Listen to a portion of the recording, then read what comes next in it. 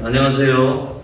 더불어민주당 을지로위원회 이원정 국장입니다. 오늘 글로벌 스포츠 브랜드인 아디다스의 간행사업법 위반 관련해서 시민사회계와 아디다스 점주협의회가 공정위에 재신고를 하게 됐습니다. 오늘 기자회견을 통해 공정위가 즉각적인 조사를 나설 촉구하며 아울러 아디다스가 가맹점들과 적극인사에 나설 촉구하면서 오늘 함께해 주신 분들을 소개해드리겠습니다. 먼저 더불어민주당 을지로위원회 박주민 위원장이 모셨습니다. 책임의원이신 김성주 의원님이 오셨습니다. 이용빈 의원님도 함께 해주셨습니다.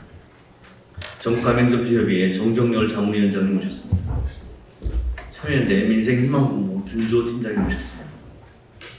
아디다스 전국 점주협의회 김정중 회장님, 그리고 홍영철, 정태연, 김현수, 김영우, 김재웅, 조규영 점주님 오셨습니다. 참고로 오늘 오신 분들 모두 하실 말씀이 많은 관계로 기자회견만 보도자료로 대체하고 공정위 재신고 관련 한 분씩 발언을 듣고 기자회견을 마치겠습니다. 먼저 더불어민주당 을지로위원회 박주민 위원장님 여는 말씀 있겠습니다. 예, 안녕하십니까, 박주민입니다. 저희가 며칠 전에 우리 아디다스 가맹점주 협의회 분들 모셔서 피해 사례를 듣는 자리를 가졌었습니다. 그때 나왔던 이야기들 들으면서 저뿐만 아니라 많은 의원님들이 아니 어떻게 이런 일이 있을 수 있지? 그럴 느낌을 받을 정도의 여러 사례들을 들을 수 있었습니다. 뭐 가족들을 다 좀 끌어들여서 여러 점포를 운영하게 만든다든지 막대한 돈을 들여서 리모델링을 하게 만들고 나서 일방적으로 계약 해지한다든지 사실 이런 일들이 과연 현대사회에 대한민국에 있을 수 있을까 하는 일들이었습니다. 공정위에 이번에 저희가 가맹점주분들이 재신고를 하는데요. 처음 신고했을 때처럼 그렇게 어설프게 조사하지 말고 저희들이 들었던 그런 피해 사례들에 대해서 심도 있는 조사를 해주셨으면 좋겠습니다. 저희 을지로위원회 역시 계속해서 예의주시하겠다라는 말씀을 드리겠습니다. 이상입니다.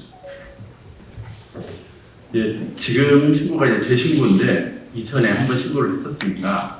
근데 이제 최초 신고할 때 저희 점주님 68명이 신고를 했어요. 근데 공정위 사건 처리 지침에 보면 이렇게 다수 당사자가 신고를 하고 그 다음에 3개 이상의 시도에 미치는 사건 같은 경우는 중앙에서 꼼꼼히 보도록 되어 있습니다. 사건을. 근데 이 사건 같은 경우 저희가 이렇게 신고를 했음에도 불구하고 지방사무소로 회부가 돼서 그 다음에 사건 처리 과정도 저희가 신속하게 항상 저희가 신속히 해달라고 얘기했는데 사실 이번에는 너무 빨랐어요.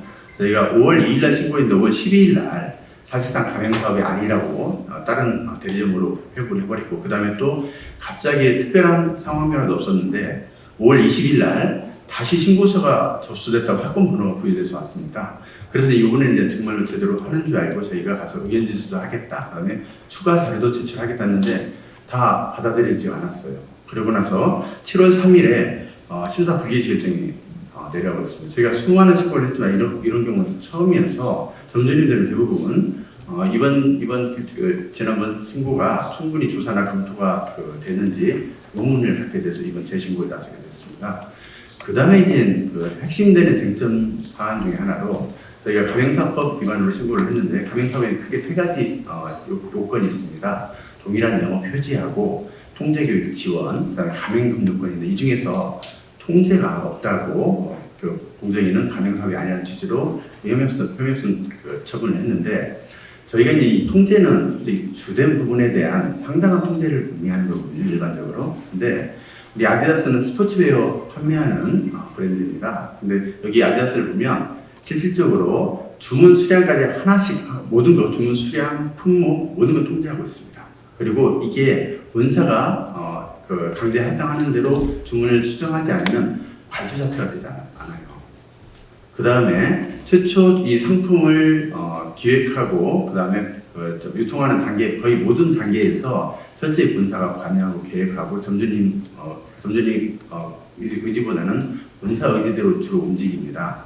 그 다음에 이제 여기 재밌는 게 있는데 AP 플랜이라고 해가지고 1년의 과정을 통제하는 거. 그 다음에 또 계약서에 보면 윤리 변경이 있습니다. 그 다음에 뭐 이익에 반한 행위를 금지하는 등 고용 수준의 고용계획이나 등장할 한 통제가 있고, 또 하나 수많은 그 계약하고 관련 규정들인데 여기를 위반하면 해지하도록 되어 있는 엄격한 통제 규정이 있습니다. 그래서 등등 보면 실제 이 브랜드 아디다스 정도의 통제가 아니라면, 주도 부분에 대한 상당한 통제가 아니라면 실제 우리나라 프랜차이즈가 11,000개가 넘습니다. 이 중에 통제 요건에 부합하는 프랜차이즈는 거의 없을 정도로 상당한 통제가 있다는 거. 그래서 이런 것들을 꼼꼼히 봐서 세밀하게 좀 조사를 다시 해주십사 다시 한번 당부드리겠습니다. 감사합니다. 네, 차현대 민생연구 김주호 팀장입니다. 저도 아디다스 고객입니다. 아마 여기 계신 분들도 많은 분들이 아디다스 제품을 쓰고 있을 것이라고 생각합니다.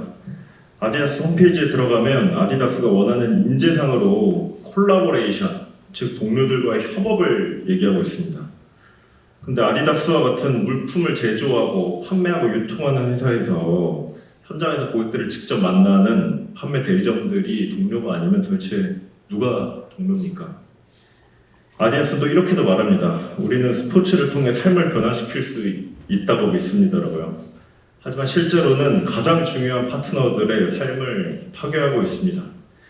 그건 아디다스 점주들이 당한 피해 사례를 보면 기가 막힙니다. 잘 되는 매장은 직영점으로 빼앗고 잘 안 되는 매장은 협박으로 억지로 떠넘깁니다.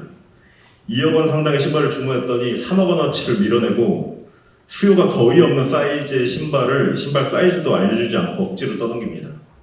팬점을 달라는 매장은 팬점을 안 해주고 오히려 더 하겠다는 점주는 계약갱신을 거절해서 내쫓습니다. 본사 정책에 따라서 7억 대출 받아가지고 권리금도 주고 인테리어도 해서 매장 확장했더니 또 본사 정책이 바뀌었다면서 계약 해지를 합니다. 저희가 수많은 가맹점, 대리점 갑질을 봐왔지만 이건 양아치나 다름이 없습니다. 최근에 박지성 선수가 오랜 동안 활동했던 맨체스터 유나이티드라는 구단이 있는데 아디다스와 10년에 1조 5천억의 스폰서십 계약을 갱신했다고 합니다. 이 돈이 다 어디서 나옵니까? 세계 각지에 있는 점주분들이 피땀 흘려서 모은 돈들을 개런티도 받아서 이렇게 본인들의 이미지 쌓았는데 쓰고 있습니다. 독일 아디다스 본사는 아디다스 코리아의 횡포를 방관하지 말고 여기에 대해 책임 있는 자세를 취해야 할 겁니다. 공정위도 계속해서 가맹사업법, 대리점법 들먹이지 말고 충분한 조사를 해주실 것을 다시 한번 촉구합니다. 공정위가 이런 행태를 계속 반복하는 데에는 전 국회 책임도 있다고 봅니다. 가맹사업법에 있는 계약갱신 기간 지금 10년으로 되어 있는데 훨씬 늘려야 합니다. 점주와 본사들이 동등한 위치에서 협상할 수 있도록 협상권 보장해야 합니다. 대리점법이 가맹점법에 비해서 한참 모자르다 보니까 공정이나 본사들은 계속해서 명백한 가맹점 사안도 가맹점이 아니다, 이건 대리점이다 이렇게 하고 있습니다. 대리점법 이번 기회에 가맹점법과 동등한 수준으로 개정할 것을 다시 한번 촉구합니다. 감사합니다. 안녕하십니까. 아디다스 점주협의회장 조치원점 김정중입니다. 우리 아디다스 점주들은 대개 10에서 20년간 아디다스를 운영하며 본사의 다점포 전략과 세컨드 제네레이션 정책으로 투자금을 회수하지 못하고 계속 추가 점포에 재투자할 수밖에 없어 결국 평균 4에서 5개의 매장을 운영하고 있습니다. 이 과정에서 추가 신규 점포 개설을 위한 담보로 처음에는 현금을 지급했고 자금력이 부족하면 신용담보 보증으로서 전환되었으며 신용보증조차 일정한 한도가 넘어서게 되면 대부분 점주의 집을 비롯해서 부동산 담보를 설정해왔습니다. 특히 본사의 요구로 점포를 확장 이전하거나 인테리어 공사를 하는데 2017년 이후 공사한 점포만 44개가 넘습니다. 그러나 코로나로 매출이 폭락하고 코로나가 끝나 매출이 회복되기만을 기다려왔던 중 본사는 22년 1월 정책 발표회를 열어 약 80%의 가맹 점주들을 집단 갱신 거절하였습니다. 코로나 2년 동안 간신히 버텨온 점주들에게 청천벽력 같은 소리입니다. 본사는 2020년까지도 홈코트 매뉴얼 정책으로 30평대 미만의 매장들은 확장 이전을 요구하였고, 그 확장 시 그동안 수주할 수 없었던 오리지널 제품을 수주할 수 있도록 하겠다고 해서 많은 점주들이 본사를 믿고 확장 이전을 했고, 코로나가 창궐하던 2020년까지도 지속적으로 확장 이전 및 리뉴얼을 진행했습니다. 심지어 본사는 사이즈를 잘못 안내해 말도 안 되게 큰 옷들이 입고되어 판매하지도 못해 제품 반품을 요청했으나 1년 넘게 시간을 끌어오다 이번 기회에 언론에서 보도되고 고객들의 항의가 빗발치다 그나마 절반 정도를 반품받아준다고 어제 통보해 왔습니다. 저희가 이대로 집단 갱신 거절되면 저희는 내년 초 수주가 끝나면 더 이상 제품을 공급받지 못합니다. 본사의 요구대로 계속 재투자하고 또 그 비용 마련을 위해 집이나 가진 부동산을 담보로 대출을 받아 유지해온 저희 점주들은 파산할 수밖에 없는 게 현실입니다. 공정위에 요청합니다. 우리 아디다스 사건을 다시 한번 세세히 바라봐 주시기 바랍니다. 아디다스 본사에게도 촉구합니다. 이대로 우리 점주들을 파산으로 내몰아 생존할 수 없게끔 만든다면 우리들은 마지막 한 사람까지 끝까지 싸울 것입니다. 더티 플레이로 같이 죽어갈지 페어 플레이로 같이 상생해 나갈지 아디다스의 몫입니다. 감사합니다. 예, 저는 을지로위원회 소속으로 이 아디다스 사태의 책임의원 활동하고 있는 김성주 의원입니다. 우리가 영원히 해결하기 어려운 숙제 중에 하나가 소위 갑을 관계, 본사와 대리점 관계일 것입니다. 아디다스는 우리 국민들한테 상당히 사랑받는 스포츠 브랜드로서 인기가 높은 그런 회사와 제품입니다.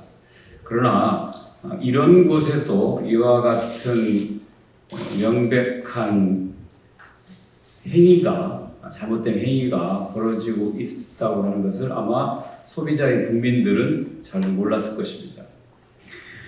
전체 매장의 80%에 대해서 글로벌 정책의 변화라고 해서 계약 갱신을 거절한 아디다스의 처사로 인해서 많은 가맹점들이 파산 위기에 몰려 있습니다. 청춘과 모든 재산을 바친 사업으로부터 밀려난다고 하는 것은 생계가 막막한 그런 일이 될 것입니다. 이런 상황에 대해서 아디다스 측은 여전히 나 몰라라 하고 있습니다. 계속 분쟁 조정 신청, 공정위 신고가 이루어지고 있음에도 불구하고 어떤 협상에도 응하지 않고 있습니다. 공정위 역시 가맹사업법 위반 혐의로 고발된, 신고된 사안임에도 해당 사업에 대한 심도 있는 검토가 없이 상당한 통제가 없다. 가맹점이 아닌 대리점 거래라는 이유로 심사 불개시를 결정하였습니다. 그래서 오늘 우리는 다시 공정위에 재신고를 하겠다고 하는 말씀을 드리겠습니다. 해당 책임 의원으로서 또 정유위 위원으로서 공정위가 사안의 심각성과 긴급성을 감안하여 하루속히 아디다스의 불공정 행위 여부를 조사하고 그에 따른 명확한 조치와 처벌을 내려주기를 요구합니다. 아울러 아디다스가 강조하는 페어플레이가 언페어플레이가 되지 않도록 지금이라도 아디다스가 가맹점, 대리점들과 적극적 대화에 나설 것을 촉구합니다.